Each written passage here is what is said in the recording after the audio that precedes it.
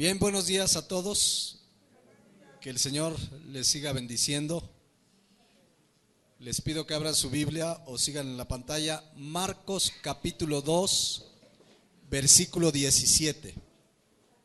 Dice la palabra de Dios: al oír esto Jesús les dijo: los sanos no tienen necesidad de médico, sino los enfermos. No he venido a llamar a justos, sino a pecadores. Vamos esta mañana, por primera vez desde que comenzamos esta serie Hombres y Mujeres de la Biblia, a hablar de un personaje, en este caso de una mujer del Nuevo Testamento. Si ustedes recuerdan, hemos hablado prácticamente de personajes, hombres y mujeres de Dios del Antiguo Testamento. Y esta mañana vamos a hablar de una mujer. Creo con toda claridad que cualquier personaje de los que toquemos, como son de la Biblia, pues toda la escritura es inspirada por Dios y es útil para enseñarnos. Y aprendemos de Rahab, y aprendimos de Ana, y aprendimos aún de los hombres como Gedeón que hemos visto, etcétera. Pero hoy vamos a ver un encuentro divino que tuvo nuestro Señor Jesucristo con una mujer que antes de conocer a Jesucristo tuvo no uno, ni dos, ni tres, ni cuatro matrimonios, sino 5 matrimonios. Y no era Lupita D'Alessio la leona dormida. Es una mujer que vamos a ver en la palabra de Dios cómo la gracia del Señor la alcanzó, cómo el Señor Jesucristo fue a su encuentro, porque Él es el que nos busca. De hecho, cuando tuvo el encuentro con el Señor, después de 5 matrimonios, con el que vivía actualmente, ya ni siquiera se casó. A lo mejor dijo, ya para qué, ¿no? Ya 5 matrimonios, pues ya ni me caso. Pero vamos a ver ahí la gracia y la misericordia de Dios obrando en los pecadores que creen y se arrepienten de sus pecados. Pero como siempre le hacemos, hoy solo vamos a empezar con una introducción. Y vamos a leer el contexto, esta historia de la mujer samaritana. Era una mujer de Samaria. Ocupa alrededor de 42 versículos del capítulo 4 de Juan. Yo les recomiendo que lo lean. Van a hallar verdades espirituales para nuestras vidas maravillosas. Vamos a leer algo de lo que dice la introducción. Juan capítulo 4, versículo 1. Cuando pues el Señor entendió que los fariseos habían oído decir: Jesús hace y bautiza más discípulos que Juan, aunque Jesús no bautizaba, sino sus discípulos, salió de Judea y se fue otra vez ¿a dónde? A Galilea. Y le era necesario pasar ¿por dónde? Por Samaria. Vino pues a una ciudad de Samaria llamada Sicar, junto a la heredad que Jacob dio a su hijo José, y estaba allí en el pozo de Jacob. Entonces Jesús, cansado del camino, se sentó así junto al pozo. Era como la hora sexta. Vino una mujer de Samaria a sacar agua, y Jesús le dijo: dame de beber. Aquí aparece en escena, en este pasaje, una mujer que era ¿de dónde? De Samaria. Se le conoce a este pasaje como la mujer samaritana, el encuentro divino en los planes de Dios que Jesús tuvo con esta mujer samaritana. Déjenme introducirme, antes de comenzar a ver la historia, en algunos aspectos importantes para entender la historia. Y lo primero que seguramente varios de ustedes ya saben es que los judíos y los samaritanos no se llevaban entre ellos. Es más, había un odio, un rechazo de los unos por los otros por años y años y cientos de años. De hecho, la historia se remonta a la primera y segundo libro de Reyes del Antiguo Testamento. Por eso Por este odio, este rechazo de los judíos hacia los samaritanos y viceversa, la misma mujer samaritana se sorprende que Jesús le hablara. Dice en el versículo 9 del capítulo Juan 4, dice que la mujer samaritana le dijo: ¿cómo tú, siendo judío, me pides a mí de beber, que soy ¿qué? Mujer samaritana? Porque judíos y samaritanos, ¿qué dice? No se tratan entre sí. La realidad es que el evangelista Juan fue muy diplomático en este versículo, porque esto de que no se tratan entre sí es que en realidad había un odio, un rechazo. Los judíos no podían ver ni en pintura, los señalaban. Pero ¿por qué sucedió este rechazo? Primero de los judíos hacia los samaritanos y después, pues obviamente a la inversa, ellos respondieron con el mismo odio y rechazo. La realidad es que cientos de años antes, bajo el reinado de Salomón, el pueblo de Israel en esa época se comenzó a dividir en regiones.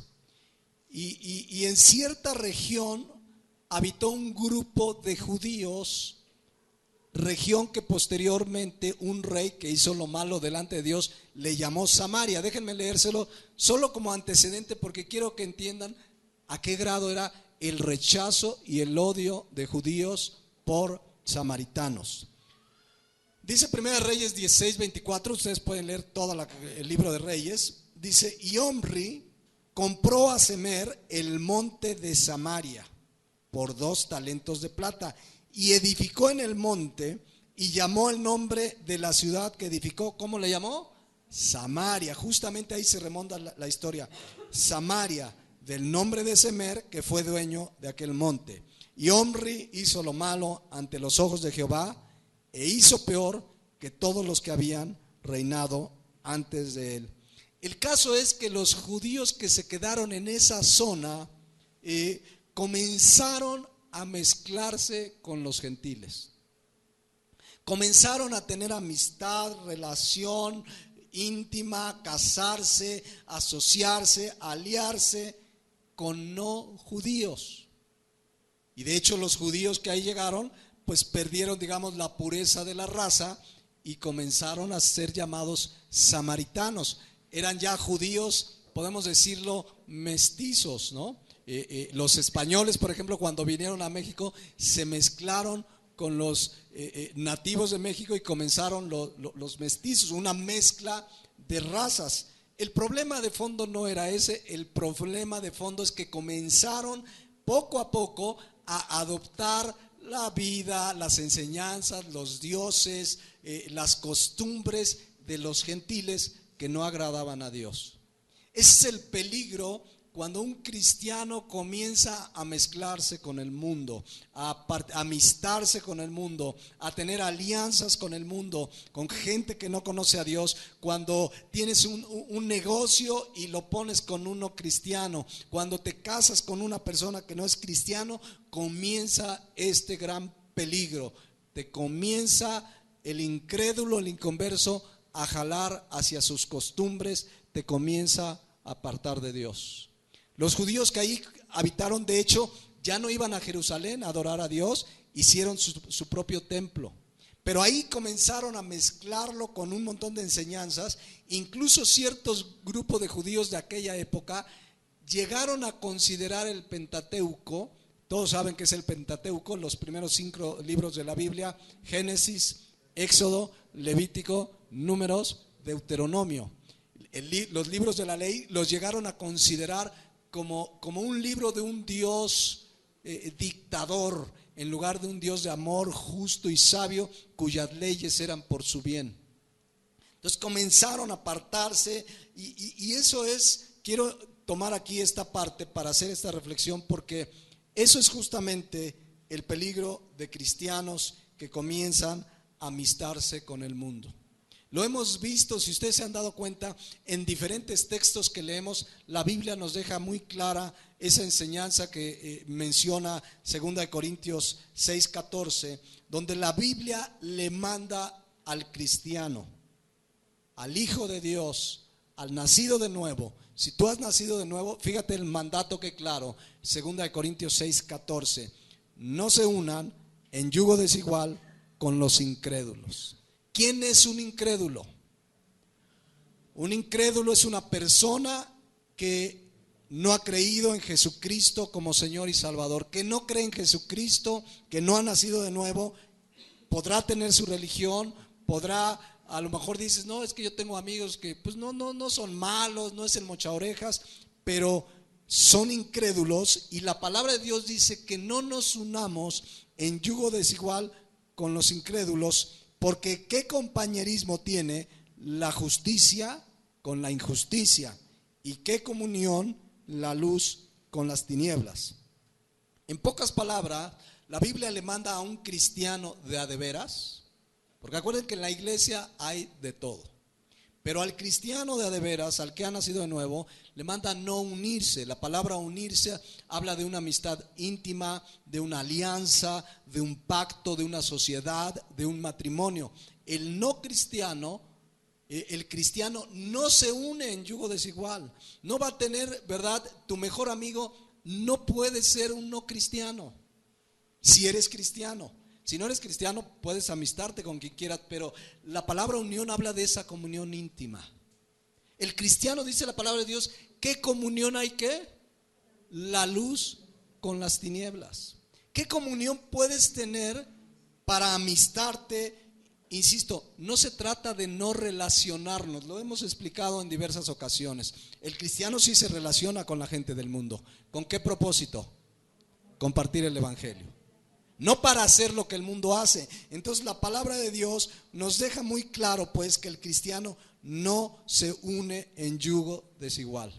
Porque pasa, al final de cuentas pasa como pasó con estos judíos. Comenzaron a apartarse de Dios y a hacer como hacían los gentiles de esa región. Y así vemos cristianos que se amistan, que se casan, que tienen sociedades con inconversos, y tarde o temprano, te lo digo porque la palabra de Dios lo respalda, te va a sonsacar el inconverso. No creas que el inconverso te va a decir, sí ama más a Dios, mira, sí obedece a Dios, sí ora, lee más tu palabra, mira, no faltes a los estudios, no faltes a tu iglesia. ¿Ustedes creen que eso va a ser el inconverso? Te va a decir, vente, vámonos de paseo. A la iglesia nada, y la iglesia está, vente, mira, vamos a tomarnos una copita. Mira, vente, vámonos al cine, hoy es domingo, ayer perdió el América, vámonos al cine hoy. ¿No? El cristiano, pero empieza poco a poco, te vas a sonsacar, te vas a enfriar, te va a jalar, que es lo que sucedió con los ahora samaritanos. Los judíos los tachaban de herejes, los rechazaban, traidores, aunque después se volvieron muy ortodoxos y ya ni siquiera les compartían para que regresaran. Llegó a haber un odio. Pero regresando al punto pues, los cristianos pues, dice la palabra de Dios, no debemos unirnos en yugo desigual con los incrédulos. No hay comunión. Trabajamos, sí, nos relacionamos, tenemos un jefe en el trabajo, una persona que depende de nosotros, que somos sus jefes, hay comunicación, hay diálogo, pero siempre el objetivo del cristiano es, le voy a llevar el mensaje del evangelio. No vas a participar en lo que ellos hacen. Dice Efesios 5:11, no participes de las obras infructuosas de las tinieblas, sino más bien, dice la palabra de Dios, repréndelas. Entonces el cristiano de veras no se une en yugo desigual con los incrédulos. ¿Lo creen? ¿Esa es tu convicción? Porque dice Juan 14:15 que los que amamos a Jesucristo obedecemos sus mandamientos. Entonces, si eres nacido de nuevo, tú eres luz. No hay esa comunión, lo hemos insistido, tarde o temprano te van a sonsacar, te van a jalar, vas a pagar las consecuencias. Recuerdo un amigo hace tiempo, cristiano él, que tenía una sociedad con un inconverso, pusieron un negocio de celulares. Y me acuerdo que yo le compartí esto y decía, no, pero este amigo es muy honesto, muy recto. Miren, al rato ya estaban evadiendo impuestos porque el amigo le decía, mira, yo sé esta jugada. Bueno, lo dejó en la calle. A final de cuentas lo traicionó y después no quiere uno decirle, ya lo decía la palabra de Dios, no te unas en yugo desigual con los incrédulos. Entonces, Pero sí, esto no significa aislarnos de la familia. Ya no le hablo a nadie más que a cristianos. No se trata de eso. Nos relacionamos, pero siempre estamos orando: Señor, úsame para llevarle el evangelio a mi jefe, a mi amigo, al vecino, a mi familia que no es cristiana. Este domingo voy a ir a comer con mi familia que no es cristiana. Señor, dame las palabras. Ora, Señor, porque quiero compartirle el evangelio. Señor, me invitaron a una comida de excompañeros de la universidad, de excompañeros de la prepa. Señor, si tú quieres que yo vaya, úsame para llevarles el mensaje del evangelio. Ese es el objetivo de un cristiano cuando se relaciona con el mundo, porque Santiago 4:4 es muy claro: oh almas adúlteras, dice la palabra de Dios, ¿no sabéis que la amistad con el mundo es enemistad contra Dios? Cualquiera pues que se constituye amigo del mundo se constituye en enemigo de Dios. Cualquiera que quiere ser amigo del mundo se constituye en enemigo de Dios. Entonces, bueno, regresando acá al punto de los samaritanos y los judíos, pues esa es la razón por la que comenzó ese rechazo. Era un odio de los unos por los otros. Por ejemplo, para que se den una idea, cuando Nehemías, guiado por Dios, va a reconstruir los muros que habían derribado el enemigo allá en Jerusalén, fíjense lo que dice un samaritano, Nehemías 4:1.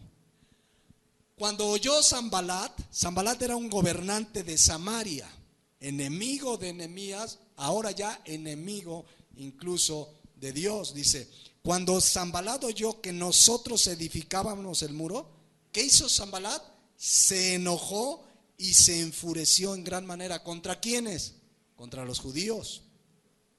E hizo escarnio de los judíos, se burló de estos judíos. Es más, dice ahí: y habló delante de sus hermanos y del ejército de Samaria y dijo: ¿qué hacen estos débiles judíos? Pero aquí débiles, en realidad la Biblia lo pone en un término que entendamos, pero es un término peyorativo, despectivo. Son unos buenos para nada. ¿Qué hacen estos cuates buenos para nada? ¿Se les permitirá volver a ofrecer sacrificios? Acabarán un día, resucitarán de los montones del polvo las piedras que fueron quemadas. Es decir, solo como antecedente vean el odio que había de generación en generación, judíos por samaritanos.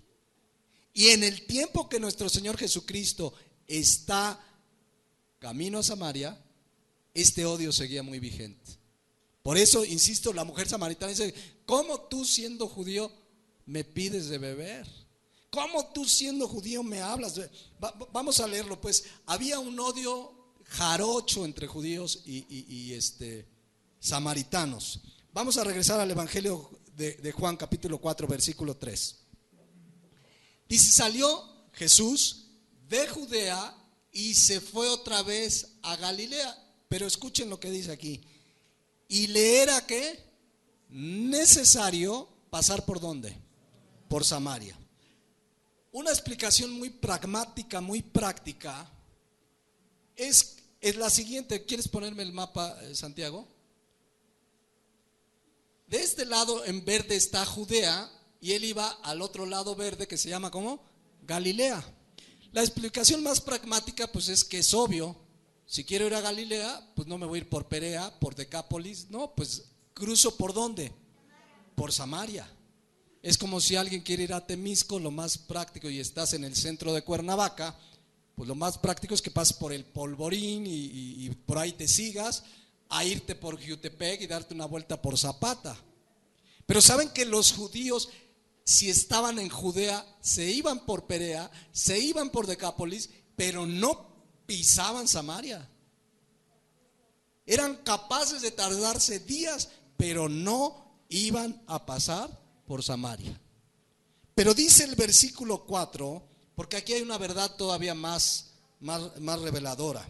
Dice el versículo 4: le era necesario. A Jesús le era necesario. Más que una necesidad geográfica como lo muestra el mapa, era una necesidad espiritual.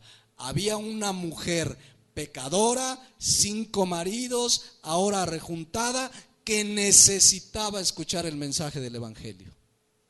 Y a Jesús no le importó que los judíos no se hablaban entre ellos, con los samaritanos que eran capaces de darse la vuelta. A Jesucristo le era necesario, era una necesidad de su amor de llevarle el mensaje a una mujer pecadora. Porque Jesucristo vino ¿a quiénes? A los pecadores. Jesucristo vino a los pecadores. Jesucristo, cuando dice la palabra de Dios, le era necesario, es porque estaba en los planes divinos que Jesús fuera a llevarle el mensaje a esa mujer samaritana. Acuérdense que Jesucristo, dice Juan 6:38, hacía la voluntad del Padre Celestial. No había casualidad, no es que, ay, qué casualidad que pasó. No, dice Juan 6:38, Jesucristo hablando, dice, porque he descendido del cielo, no para hacer mi voluntad, sino la voluntad ¿de quién? Del que me envió. ¿Por qué iba a pasar por Samaria? Era la voluntad de Dios. Había una necesidad, llevar el mensaje del evangelio. No fue una casualidad, no fue que era el camino más corto, había una necesidad mayor y era llevarle el mensaje a esa mujer, que ahorita lo veremos y todavía más en 8 días, a esa mujer pecadora que incluso era rechazada por los propios samaritanos. Lo vamos a ver más adelante en un texto. Entonces, cuando dice la Biblia aquí en Juan 4:4 que le era necesario, es porque era su necesidad llevar su mensaje. Y había una mujer en necesidad de recibir el mensaje de salvación. Y a mí esto es maravilloso. Si ustedes piensan en Jesucristo, es el Hijo de Dios, es el Salvador del mundo, es Dios mismo. Dios lo manda a esta tierra con un propósito de morir en la cruz, de pagar por nuestros pecados. Y su ministerio activo, ¿cuánto duró? Siempre decimos 3 años, pero ustedes lean los evangelios. Su ministerio efectivo desde que llamó a los apóstoles duró poco menos de 2 años. O sea, 3 años desde que fue al desierto, pero después llamó a los apóstoles. Pero vamos a decirlo como lo decimos comúnmente, 3 años tenía su ministerio. ¿Se imaginan en los planes divinos de Dios cómo de apretada estaba su agenda? Porque Él vino a hacer la voluntad ¿de quién?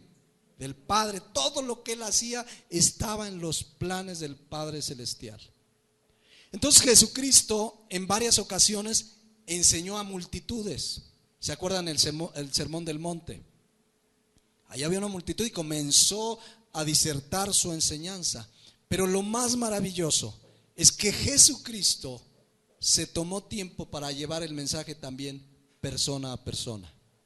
Lo que llamamos el evangelismo personal. Él alguna vez fue a visitar a la casa de Zaqueo personalmente, otra vez se le acercó un joven rico y personalmente le compartió el evangelio. Otra vez en Juan 3 se le acercó Nicodemo, un religioso que quería saber pues qué era necesario para la vida eterna, y le dijo Jesucristo que era necesario nacer de nuevo. Es decir, Jesucristo dentro de su plan, ¿verdad?, divino, que era llegar a la cruz del Calvario, pagar por nuestros pecados, y dentro de ese tiempo preparar a 12 hombres que iban a extender el evangelio a todo el mundo, se tomaba tiempo para llevar su mensaje a quien lo necesitaba. Y yo reflexionaba, si Él se tomó tiempo para hacerlo con solo 3 años de ministerio, ¿cuánto más nosotros debemos tomarnos tiempo para llevar el mensaje del evangelio? Que digas, hoy voy a ver a mi tía, anda en la brujería, anda en quién sabe qué, pero yo le voy a llevar el mensaje del evangelio. Que digas, este amigo que no he visto, a lo mejor tienes una carga, dice, me voy a dar tiempo, le quiero llevar el mensaje del evangelio. A lo mejor eres tú la última oportunidad que Dios le da para que escuche el mensaje del evangelio. Y no te enteres después, y yo le iba a hablar de Cristo, pero de repente digo, oye, que fulano, ¿dónde está? No, pues que murió. Y yo que le quería llevar el mensaje del evangelio. Démonos tiempo para evangelizar personalmente. A veces en el taxi, en la ruta donde vas, necesitamos. Miren, en primer lugar, ir y predicar el evangelio es un mandato. Dice Marcos 16:15. Y les dijo, ir y predicar Ir por todo el mundo y ¿qué? Predicar el evangelio a toda criatura. Pero además para el cristiano debiera ser una necesidad. Una necesidad. Reflexionemos, mis hermanos. ¿Tenemos esa necesidad de llevar el evangelio? ¿A quiénes? A los pecadores. Porque a lo mejor dices, no, en mi trabajo no, en mi trabajo yo no comparto porque hay puro pecador. Pues entonces, ¿dónde, no? No, es que allá el jefe es no sé qué, la secretaria no, ahí no. Ahí debemos llevar el mensaje que dice Marcos 2:17. Él vino no a justos, porque la realidad es que no hay ningún justo, ni a uno, dice Romanos 3, pero Él vino a pecadores. Entonces ahí donde estás, en el trabajo, en tu familia, estás rodeado ¿de qué? De pecadores. Ahí te puso Dios, ¿para qué? Para que compartas el evangelio. Jesucristo dice, Juan 4:4, le era necesario pasar por Samaria. Y vamos a ver qué mujer encontró ahí. Parienta, les digo, de Lupita D'Alessio. Había una necesidad llevarle el mensaje del evangelio. Y no le importó, ahorita lo vamos a ver, tomar tiempo, que había un rechazo entre judíos y samaritanos. A él no le importó nada. Le era necesario porque esa mujer necesitaba escuchar el mensaje de la cruz. Le era necesario, como le fue necesario un día usar a una persona que te compartiera el mensaje del evangelio. ¿Sabes por qué escuchaste el mensaje del evangelio? Porque a Él, a nuestro Dios, le era necesario que lo escucharas. Porque de tal manera amó Dios al mundo, Juan 3:16, que dio a su Hijo unigénito para que todo aquel que en Él cree no se pierda, mas tenga vida eterna. Entonces, le era necesario. ¿Se acuerdan los que vienen los martes cómo llegó el evangelio a Tesalónica? Que vimos ahí en el libro de los Hechos. Dios le dice a Pablo en una visión que fuera a Tesalónica a llevar el mensaje del evangelio. Y ahí va Pablo obediente, pero en el ínter, ¿se acuerdan? Lo golpearon, lo azotaron, lo metieron a una cárcel, dice la palabra de Dios, un calabozo. O sea, no era una cárcel como la de Atlacholoaya. Esa parece un hotel 5 estrellas. No, esta era una cárcel, lo golpearon, lo azotaron, pero finalmente Pablo llegó a Tesalónica. Él no dijo, ay, me golpearon, entonces ya no voy a ir a Tesalónica. ¿Saben por qué llevaba Pablo el mensaje de Jesucristo? Lo dice él mismo en 1 Corintios 9:16. Fíjense lo que dice Pablo, 1 Corintios 9:16. Dice la palabra de Dios, pues si anuncio el evangelio, no tengo por qué gloriarme, porque me es ¿qué? Impuesta necesidad. Ay de mí si no anunciare el evangelio. ¿Por qué predicaba Pablo el evangelio? Era una necesidad. ¿Cuántos han tenido mucha hambre? Y dices, tú sabes cómo le haces, pero hasta en McDonald's terminas comiendo si es necesario. Pero tienes hambre, es una necesidad, hace mucho calor, corriste, tienes una necesidad de tomar agua. ¿Cuántos trabajan y en la noche tienes necesidad de descansar? No dices, ay, hoy no voy a dormir. Hoy cómo no. No, es una necesidad. Bueno, así le pasaba a Pablo con el evangelio. Era una necesidad, le era impuesta por Dios una necesidad. Eso debe suceder en el verdadero cristiano. No es, ay, compartirle al vecino, ay, no, es una necesidad. Ay, mi tía, mi mamá, no, mejor le voy a hablar de las últimas noticias del periódico. No, háblale del evangelio. Si has nacido de nuevo, el Señor pone en nosotros esta necesidad. Por eso dice, ay de mí si no anuncio el evangelio. La misma necesidad de Jesucristo. A Jesucristo le era ¿qué? Necesario pasar por Samaria. Y esa necesidad de Pablo llevó a que, recordando a los de Tesalónica, pues muchos de ellos se convirtieron, dice 1 Tesalonicenses 1:9, de los ídolos al Dios verdadero, porque le había sido impuesta una necesidad. A Dios le es necesario, en su gracia, usarte para que lleves el evangelio. ¿Tienes esa necesidad? ¿De verdad hay esa necesidad en tu vida? Si no, algo está pasando en nuestras vidas, oremos, Señor. Miren, el Señor viene pronto, ya las señales están. Ya hemos visto a nuestro hermano Raúl les digo, cada vez que hablo con él, dice, nos vemos si Dios quiere, porque mañana pues no sabemos si viene, porque en realidad el día y la hora nadie lo sabe, pero debiera haber esa necesidad. Esa persona con la que trabajas, esos amigos con los que te llevas en la escuela, ¿ya escucharon de ti el mensaje del evangelio? ¿O estás esperando a Navidad? Ahora sí, en Navidad les voy a decir, ¿y si no llegan? ¿O no llegas tú? Dice Juan 4:4, pues,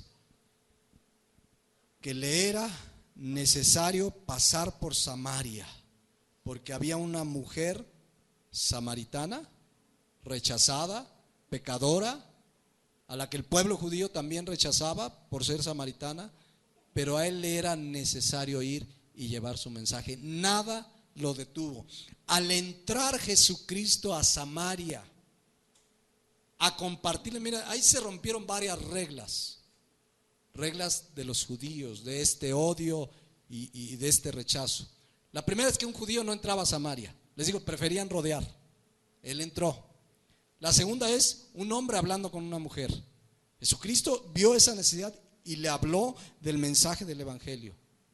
Jesucristo, cuando entra a Samaria, rompe las barreras incluso de racismo que había, porque lo de los judíos por los samaritanos se convirtió en un asunto también racial.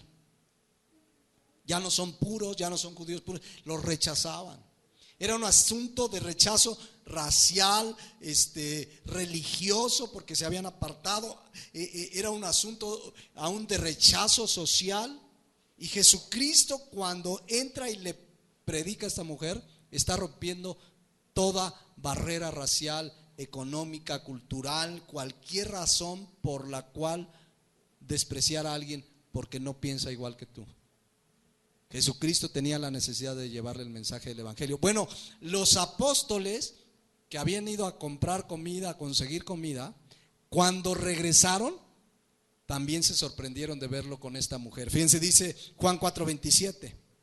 En esto vinieron sus discípulos, habían ido por las tortas, y se maravillaron de que hablaba con una mujer. Sin embargo, ninguno dijo, ¿qué preguntas o qué hablas con ella? Dice que los discípulos, ¿qué hicieron? Se maravillaron. Pero en el original griego esta palabra saumazo no significa maravillarse en buena onda, que digan, ay, mira qué bien el Señor, qué bueno que le comparte a la mujer samaritana. No, ese maravillaron en el griego significa extrañeza, molestia. Pero ¿saben qué hicieron los apóstoles? No dijeron nada, ni pío. Y yo estaba leyendo el Evangelio de Juan y me doy cuenta que 2 capítulos antes Jesucristo tuvo un encuentro con los mercaderes, con los comerciantes afuera del templo. ¿Se acuerdan de esa escena? Que habían hecho de la casa de su padre un verdadero negocio, cueva de ladrones, y agarró un látigo y azotó y tiró las mesas de los cambistas. Mostró el celo por lo que se hacía en ese lugar. Entonces yo creo que estos discípulos dijeron, no le digas nada. Si le decimos, ¿se fijan? Porque se dieron cuenta, se maravillaron, pero dice que ninguno dijo nada. Mejor dijeron calladitos, pues ay, el Señor sabe lo que hace. Pero la realidad, mis hermanos, es que nuestro Señor Jesucristo, y su mensaje es para toda persona. Dios no hace acepción de personas, ni por raza, ni por origen, ni por cuestión social, ni económica. Si eres güero, alto, bajo, ojo verde, ojo oscuro. Dios, su mensaje es para toda su creación. Él no hace acepción de personas. Y Él, su mensaje, dice Marcos 2:17, y Él vino, dice Marcos 2:17, justamente a los pecadores, no a los justos.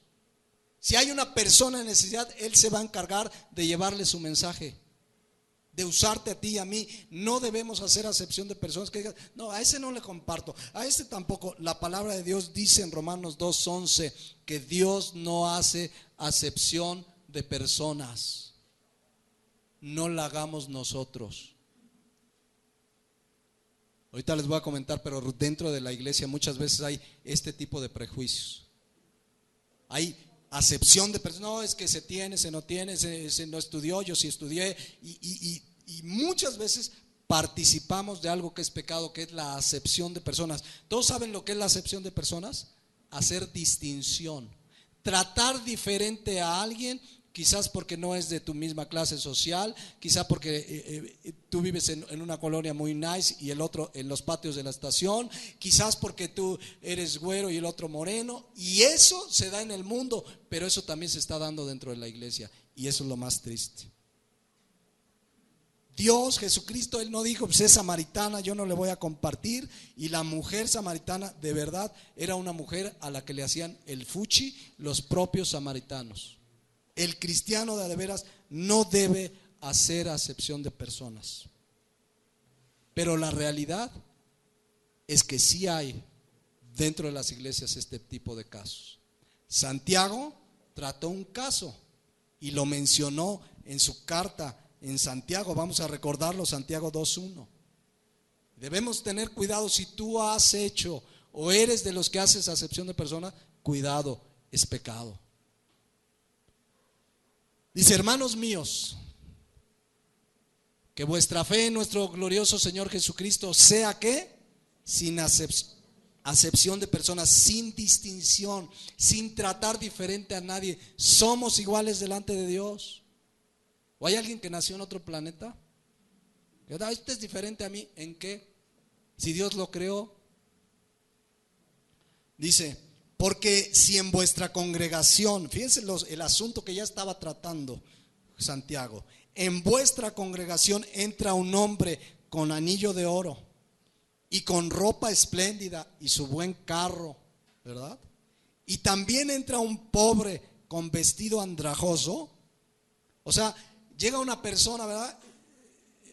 A pie, a lo mejor vino en ruta, y otro llega en buen carro, y hay gente que hace distinción. ¿Saben? Hay gente que ve al que viene en buen carro, hermano, ¿cómo está? Dios le bendiga, le hemos extrañado. ¿Por qué no había venido? ¿Cómo está su esposa? Y llega una persona pobre y hay gente que ni lo saluda. Y Santiago está tratando este asunto. Vean, Jesucristo no tuvo acepción, no dijo esta mujer es samaritana, pero esto sucede dentro de la iglesia. Aún desde el liderazgo, que tratan diferente al que viene a pie, al que trae buen carro. Hay iglesias en Cuernavaca, me contaron de una en Las Palmas. Si no tienes buen carro, mejor no vayas. De verdad, comenzando por el pastor. Hay iglesias que tienen área VIP. Aquí tenemos una. Las sillas de adelante son VIP, véanlas, son acolchonaditas, las de atrás están más duritas, pero la realidad es que cada quien se sienta según como llegó, ¿verdad? Si llegas temprano, pues están estas que en realidad son para completar porque no nos alcanzan, ¿no? Pero no es cuestión de VIP, pero sí están más cómodas las de adelante. Entonces se las recomiendo. Pero miren, esto de la acepción de personas se da desde el liderazgo. Yo conozco pastores que dan esta instrucción en la iglesia, dicen, a la hora del diezmo y la ofrenda, que los que diezmen pongan su nombre en el sobre. Y el pastor checa, mira, fulanito, este diezma bien. Y hasta después va, hermano, Dios me lo puso en mi corazón. Dios me puso que orara por usted, que lo visite en su casa, ¿no? Porque vio que, buen diezmo este hermano. Y Dios le pone, pero Dios no le pone por los pobres. Qué curioso, ¿no? Entonces, eso se da en las iglesias. Por eso aquí, mis hermanos, nadie, y todos lo saben, nadie debe poner nombre ni cuánto diezmó. Que lo que tu mano derecha haga, que no lo sepa la izquierda. Es entre tú y Dios, y tú le vas a dar cuentas a Dios, no al pastor. Es entre tú y Dios. Porque aún como pastor uno caería, ¿no? Y se imagina, este hermano, y Uno en su humanidad pudiera caer, pero mejor nadie sabe su mano derecha lo que hace la izquierda. Hacemos lo que dice la Biblia, pero les digo, se dan casos de acepción de personas en la iglesia. Y eso es muy triste. Que porque tiene dinero, que porque el otro no, según te tratan, según tu ropa, a ver qué zapatos traes, qué ropa este hermanito tiene, y así hay gente que viene y hace acepción de personas. Y por eso dice Santiago aquí, 2:3, dice: y miráis con qué, con agrado al que trae ropa espléndida, trae su, ¿cuál es una marca así muy nice? Bueno, una marca X, ¿no? Y le decís: siéntate tú aquí en las acolchonaditas, siéntate tú aquí en buen lugar, y al pobre allá afuera, mira, allá junto a Omar, hay lugar del lado derecho, ¿no? ¿Saben que esto sucede? Y miren, no es cosa menor, porque dice el versículo 4, no hacéis, versículo 4, no hacéis distinciones entre vosotros mismos y venís a ser jueces con malos pensamientos. Y el 9 remata, lean todo el pasaje en casa, dice: pero si hacéis, versículo 9, pero si hacéis acepción de personas, cometéis ¿qué? Pecado, y quedáis convictos por la ley como transgresores. Hacer distinción de personas por cualquier situación es pecado. Delante de Dios, mis hermanos, somos iguales. Nadie vale más y nadie vale menos, ni por lo que tienes, dijo Jesucristo. La vida del hombre no consiste en los bienes que posee. Claro, hay gente que se cree más cuando trae un buen carro que cuando no trae carro. Hay gente que está pasando crisis económica y se siente menos. Sigue siendo hijo de Dios. Si Dios permite circunstancias, o sea, vean, a la mujer samaritana la rechazaban, insisto, los propios samaritanos, los apóstoles se maravillaron, ella misma se sintió extrañada de que Jesús, un judío, le hablara, pero él no hace acepción de personas, no debemos hacerla nosotros. Una vez, un matrimonio fue con un querido pastor a la iglesia. Iban muy indignados. Fíjense lo que sucede en la iglesia. Iban pero indignados. Pastor, le digo, necesitamos que hable con nuestra hija para hacerla entrar en sí. ¿Y qué le pasa a su hija? Se quiere casar con el hermano fulano y el hermano es negro. De verdad. Y ellos eran güeritos y ojo azul. Sobra decir que el pastor abrió la Biblia y les dijo: ustedes están en pecado. ¿Qué tiene que ser? ¿Y que no es criatura de Dios? Pero dentro de la iglesia.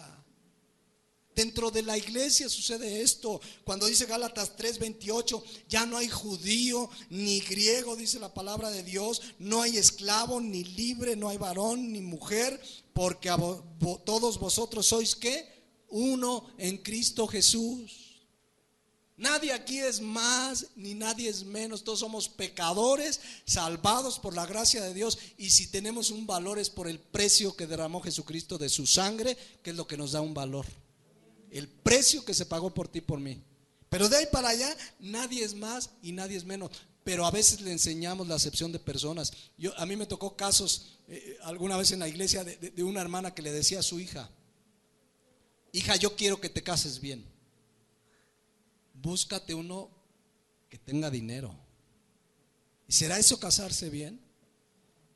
Ya le estamos enseñando acepción de personas. Miren, mujeres que no se han casado, oren y pídanle a Dios que les envíe un hombre que lo ame por sobre todas las cosas, que se congregue, que comparta el evangelio. No te fijes si tiene o no tiene dinero. Si es un hombre de Dios, si ama a Dios por sobre todas las cosas, si comparte el evangelio, si se congrega, mis hermanos, y es la voluntad de Dios que te cases con él, tu matrimonio va a ser bendecido. No sé si va a sobrar el dinero o no, eso está en la soberanía de Dios, pero vas a tener un matrimonio bendecido. Pero ahí andan viendo: me conviene, ¿qué carro trae? No, no me conviene. Viene en bocho, y creo ya ni bochos hay. Y al rato Se casaron con un rico que ni amaba a Dios, ni se congregaba, ni compartía el evangelio, y se están lamentando. Y viceversa, hombres, busquen una mujer que ame a Dios por sobre todas las cosas. Porque si ama a Dios, dice la Biblia, que el que busca primeramente el reino de Dios y su justicia, Él añade las demás cosas. Qué mejor que tener un matrimonio bendecido, con la paz de Dios, con la bendición de Dios, porque tú oraste y buscaste un hombre, una mujer que Dios te enviara, que ame a Dios por sobre todas las cosas. Entonces, de otra manera, si andas buscando el que tiene más lana, el que no sé qué, el que acá, estás haciendo acepción de personas y te vas a equivocar. Ahora, si ama a Dios por sobre todas las cosas y Dios lo ha bendecido materialmente, qué bien. Y si está pasando un tiempo de dificultad, también, porque Dios tiene un propósito en toda circunstancia. Nuestro parámetro es que ame a Dios por sobre todas las cosas. No debemos hacer acepción de personas. ¿Queda claro? Y menos entre nosotros, mis hermanos. ¿Cuántos saben que los que aquí estamos y hemos nacido de nuevo pertenecemos a una familia? Dice la palabra de Dios en Efesios 2:19. Y permítanme la exhortación, ya entraremos con la mujer samaritana, hay tiempo. Pero vean lo que dice la palabra de Dios: así que ya no sois extranjeros ni advenedizos, sino conciudadanos de los santos y miembros de ¿qué? De la familia de Dios. A ver, cuando venimos a Cristo, nos convertimos, dice Juan 1:12, que a todos los que le recibieron les dio el derecho, la potestad de ser llamados ¿qué? Hijos de Dios. ¿Por qué nos llamamos hermanos? Porque somos hijos de Dios. Ahora somos una familia.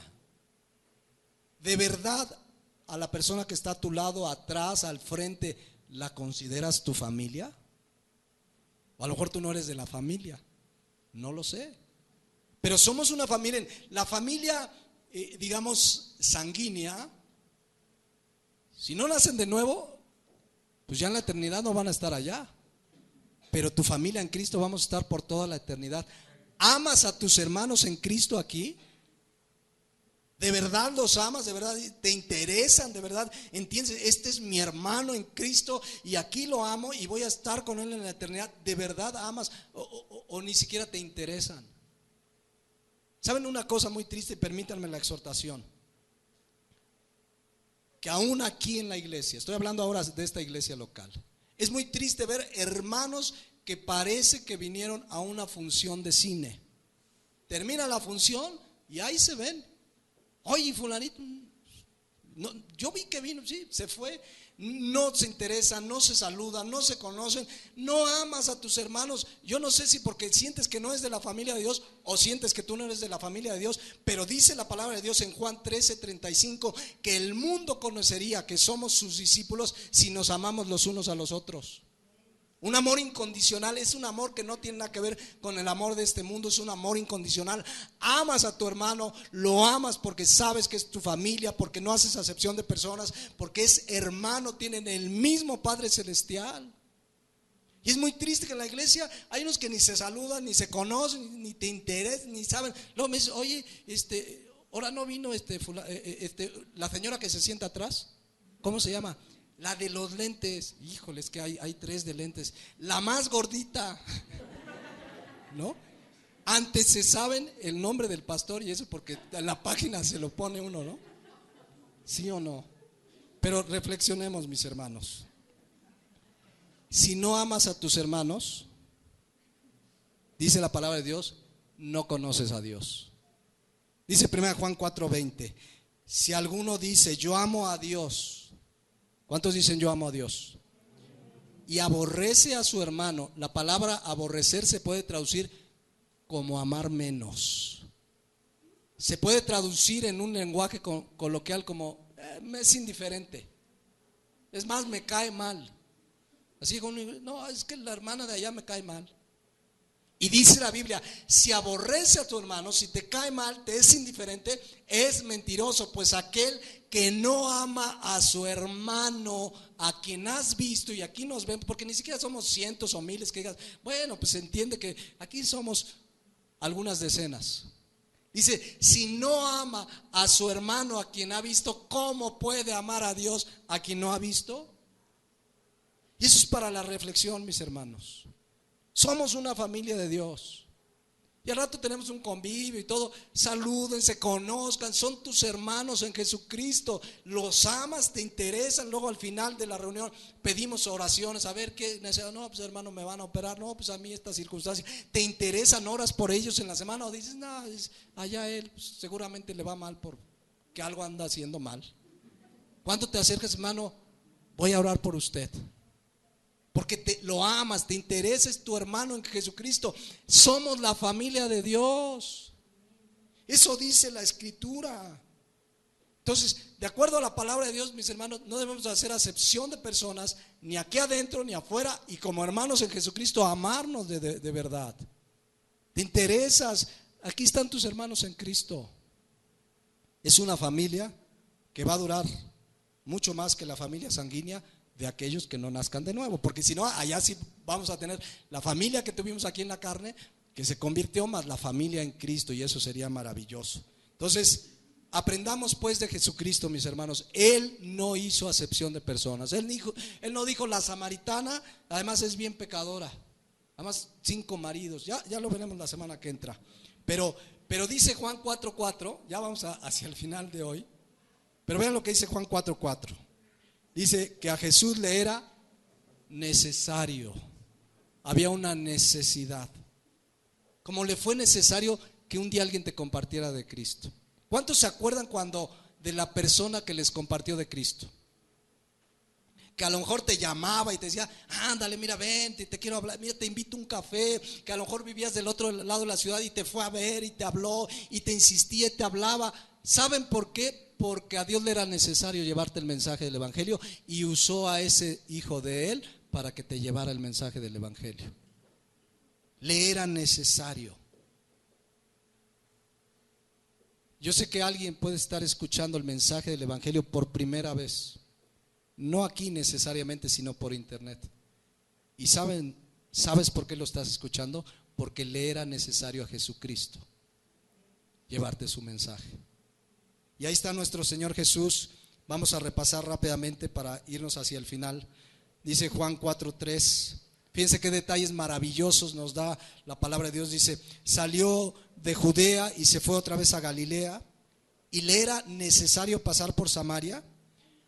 Vino pues a una ciudad de Samaria llamada Sicar, junto a la heredad de Jacob, que Jacob dio a su hijo José. Y estaba allí en el pozo de Jacob. Entonces Jesús, ¿cómo estaba Jesús? Cansado del camino, como hombre se cansaba, cansado del camino. Recuerden que Jesucristo, siendo 100% Dios, también vivió como hombre y tuvo hambre y padeció sed. Un día en una barca, ¿verdad?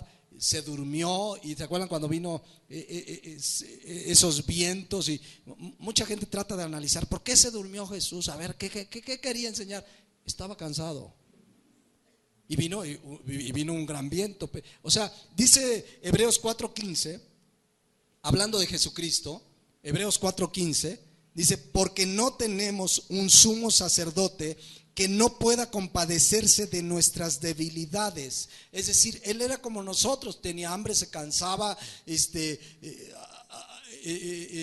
caminaba, como en este caso, y pues necesitaba sentarse un tiempo, con la única gran diferencia. Hebreos 4:15, Santiago dice, sino uno que fue tentado en todo según nuestra semejanza, pero sin pecado. Esa es la gran diferencia. Él no pecó, pero Él puede compadecer. Él puede entender que estás cansado a veces. Él puede entender que a lo mejor estás pasando situaciones difíciles. Él se compadece. Él mismo fue hombre y se cansó. Y dice Juan 4:6, y estaba allí el pozo de Jacob. Entonces Jesús, cansado. Fíjense, esa palabra cansado, copiao del griego, la estábamos estudiando el martes aquí.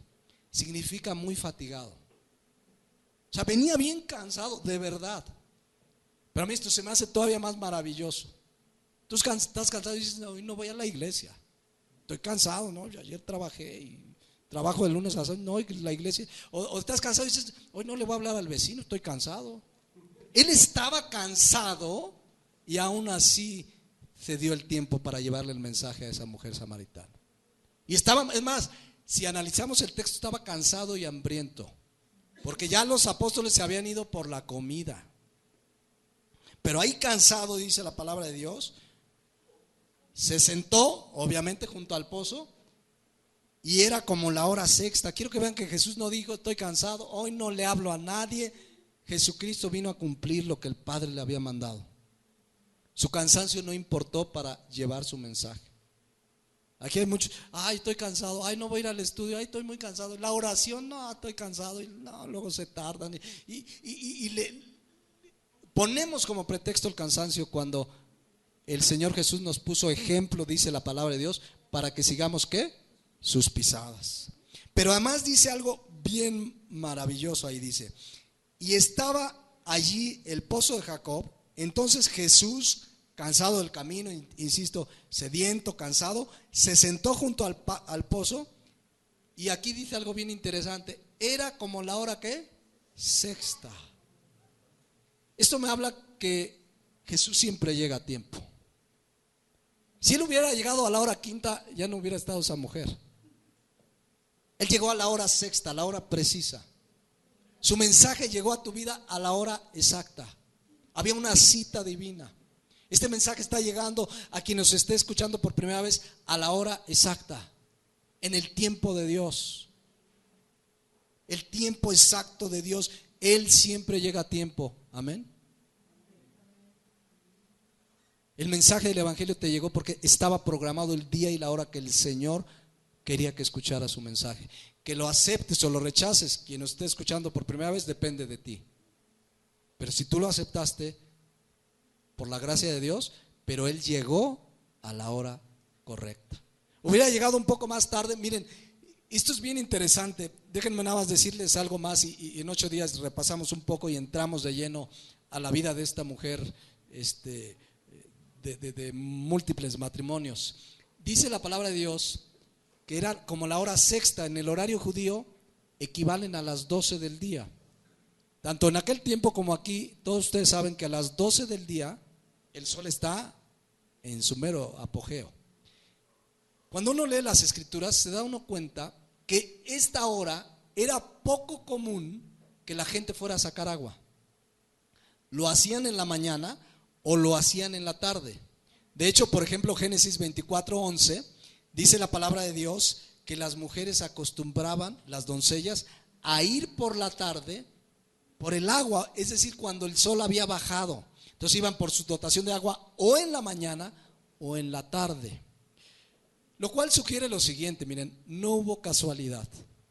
Que esta mujer fuera en la hora menos común a sacar agua, el texto nos los infiere, es porque esta mujer buscó un tiempo donde no hubiera nadie. Donde no hubiera, normalmente esa tarea la hacían las mujeres. Iban por el agua para sus quehaceres, el agua para la comida, el agua para lo que se necesitaba. Esta mujer buscó el tiempo donde no hubiera nadie. Pero sí había alguien: Jesucristo.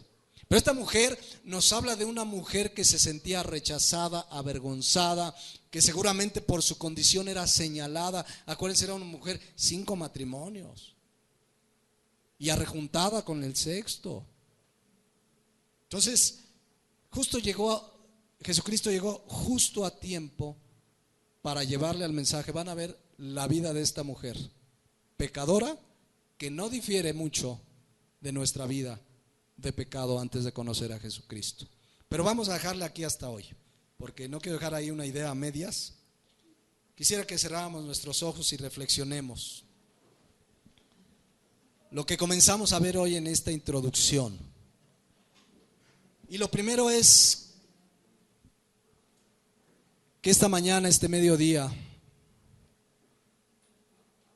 quizás hay alguien aquí, o escuchando o viendo por internet, que estás escuchando el mensaje del evangelio, te está haciendo claro el mensaje del evangelio por primera vez. Y si te ha llegado este mensaje del evangelio, es porque le era necesario a nuestro Señor Jesús que tú lo escucharas.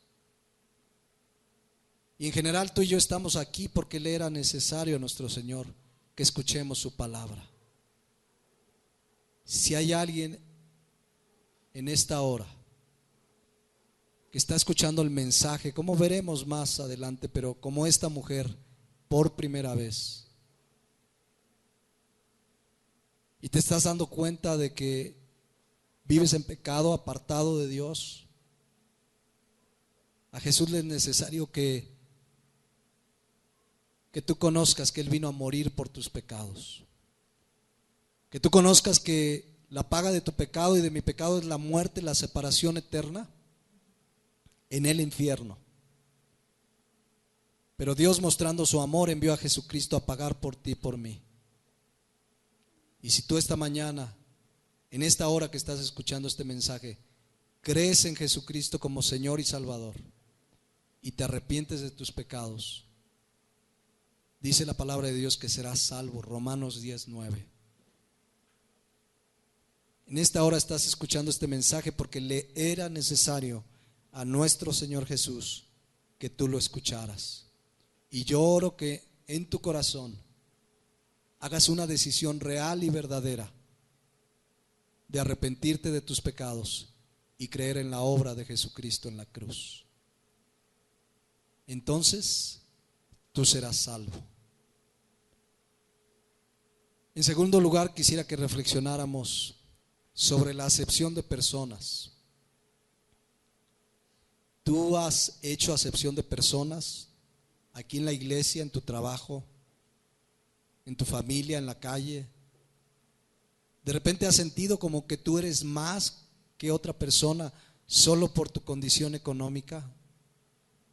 Es buen tiempo que le pidas perdón a Dios porque eso es pecado. ¿Has hecho acepción de personas aquí en la iglesia? ¿Tratas a todos por igual o haces diferencias por razón social, económica? ¿Has hecho acepción de personas por razón de color de piel? La Biblia dice que todos somos iguales delante de Dios. Como hermanos, ¿ves a esta iglesia, a los que aquí asisten como tu familia? ¿Les amas? ¿Te interesan sus vidas? ¿Sabes que son miembros ahora de una familia donde el Padre Celestial es el creador de los cielos y de la tierra? Que hoy somos una familia eterna porque Cristo murió en la cruz y a través de ese sacrificio ahora somos llamados hijos de Dios. De una familia que no solo conviviremos aquí, sino por toda la eternidad. Reflexionemos en esta mañana, hermanos. Somos la iglesia de Jesucristo. El mundo va a conocer que somos sus discípulos si nos amamos los unos a los otros. Eso dice la palabra de Dios. Y aprendiendo del ejemplo de nuestro Señor Jesús, que se tomó el tiempo necesario para llevar el mensaje a esta mujer, cuando Él estaba cansado, rompiendo toda barrera de racismo que existía, de rechazo, Él fue y le compartió el mensaje del Evangelio. Tú y yo compartimos el Evangelio. ¿Le has compartido a tu familia, a ese amigo de la escuela, a tu compañero de trabajo, al del taxi, a la persona con la que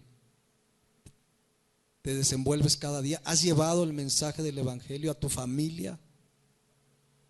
La palabra de Dios nos dice que vayamos y prediquemos el Evangelio a toda criatura, que tomemos tiempo de nuestra vida. No hay nada más importante que llevar ese mensaje. Un alma vale la pena, un alma valía la pena de Jesucristo de ir y pasar por Samaria, un alma de una mujer pecadora. Y si tú y yo estamos rodeados de familia inconversa, de gente pecadora, es porque necesitan a Cristo, porque Él vino a los pecadores como vino a ti y a mí, que éramos igualmente pecadores. Hemos cumplido este llamado. El Señor Jesús viene, y quizás más pronto de lo que pensemos. Y quizás hoy estás más ocupado en tantas cosas y no en las cosas eternas, poniendo la mira en las cosas de arriba. Quisiera que nos pusiéramos de pie y oremos a Dios. Bendito Padre, te damos gracias en esta hora por tu palabra. Estamos introduciéndonos en lo que sucedió con este personaje llamado la mujer samaritana, pero desde ya aprendemos de tu palabra lo que hemos mencionado y lo que hemos compartido. Yo te pido en el nombre de Jesús que tu palabra nos haya exhortado, nos haya enseñado y salgamos de este lugar en esta hora con el firme deseo de obedecer lo que hemos aprendido, lo que hemos visto de este relato que está en sus inicios. Pero qué maravillosa es tu palabra, Señor, porque yo sé que nos has hablado, que nos has exhortado en áreas de nuestra vida. Yo pido en el nombre de Jesús que esa exhortación la tomemos con humildad y obedezcamos tu palabra. Que salgamos de este lugar con el firme deseo de amarte, de obedecerte. Y aún lo que aprendimos, Señor, sobre estos samaritanos, que primero eran judíos, que se mezclaron con el mundo, que también aprendemos que hemos sido llamados a apartarnos del mundo, a no hacer lo que el mundo hace, a no participar de sus cosas. En ese sentido nos apartamos de sus prácticas, de sus acciones, pero hemos sido llamados para ir con ellos a llevarles el mensaje del Evangelio. Tu palabra nos enseña que no nos unamos en yugo desigual con los incrédulos. No puede haber una amistad íntima con un inconverso, no puede haber una sociedad. Nos mandas no casarnos, no unirnos, cualquier unión que represente intimidad. Tu palabra es muy clara, pero eso no impide que les llevemos el mensaje del Evangelio, que tomemos tiempo como Jesús tomó tiempo para ir y llevarle el mensaje del Evangelio. Gracias por tu palabra en esta hora, Padre, y oramos en el nombre de Jesús, que con tu gracia y esta enseñanza que tú nos has dado, hayamos crecido en esta hora y este crecimiento y esta palabra nos ayuda a madurar para servirte cada día con mayor fidelidad, entrega y devoción. En el nombre de Cristo Jesús oramos. Amén.